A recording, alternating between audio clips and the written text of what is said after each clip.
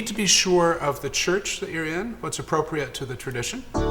You want to know what the musicians are that you're going to be working with. Different instruments have different strong points, different churches have different traditions. The first music they hear will most likely be the prelude music, and here my advice again is to trust the taste of the musician you're working with.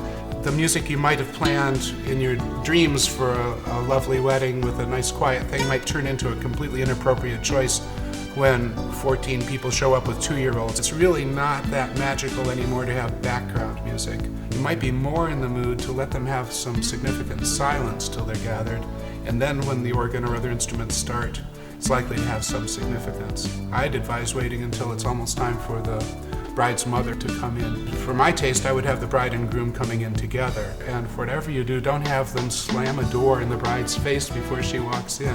2 different trumpet tunes. One of these is the Prince of Denmark March.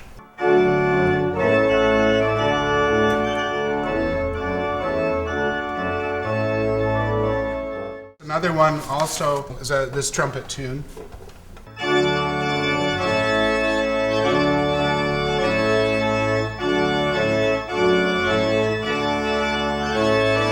It has a nice feel of welcoming, it's broad, it has a sense of the occasion. It's not music that you're likely to hear at a football game or at the karaoke club. A small orchestral ensemble, a string quartet can be wonderful. Those pieces that I just played there with the addition of a trumpeter are magic. Additional musicians usually have to be contracted separately, and you can make that arrangement with the organist and the other musicians. It depends on how the clergy are running the rehearsal, but what you do want to have a meeting with her or him, just the 3 of you, or the 4 or 5, whoever involved in that.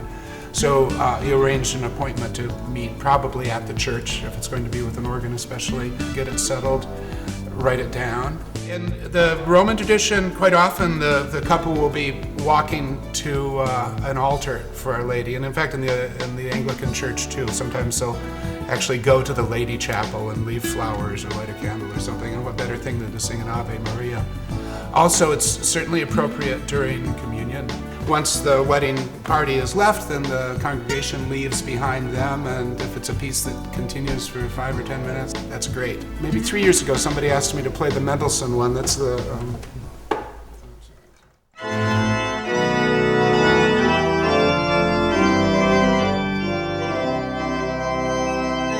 etc. And it was in somebody else's church, and I said, okay, we'll do it. I'll wear a fake mustache and play the thing.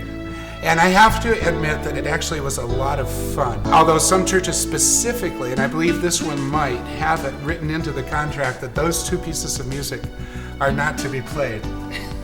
The Wagner, I just don't see any excuse for it. I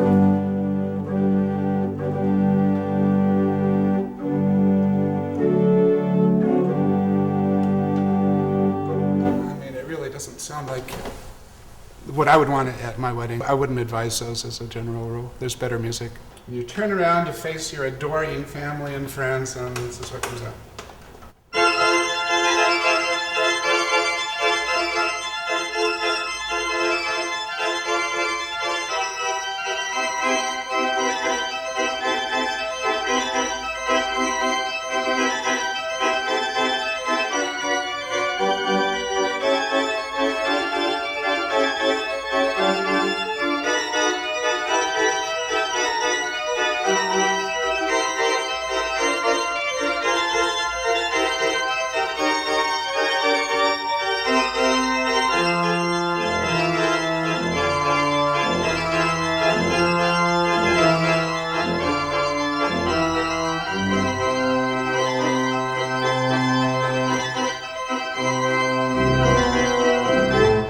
So on and so on. It's just a treat. It's fun. It gives your congregation something fun to talk over as they're on their way out. It's a good one. In this church, it's small enough that by the time I've finished, say, a piece like that, people are pretty much finished. So the bride and groom usually get carted off to a sacristy or someplace to sign the documents, and then they get carried back in, and pictures are taken. So the last thing you want to have going on while people are milling around getting ready to take pictures is the prima donna at the organ carrying forth as if anybody still cared.